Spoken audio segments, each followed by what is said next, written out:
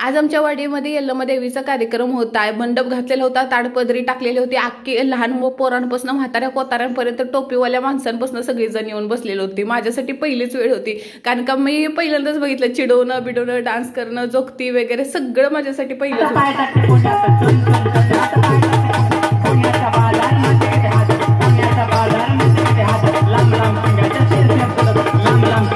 आजपर्यंत मला फक्त वाटायचं हा कार्यक्रम जेंट्स लोकांसाठी आहे, पण असं काही नाही. तुम्ही बघू शकता अगदी म्हातारे पदर घेतलेल्या बायका सुद्धा तिथं माझ्यासमोर बसलेले आहेत. माझा अक्षरशः दृष्टिकोन बदलला जोगत्यांकडे बघण्याचा.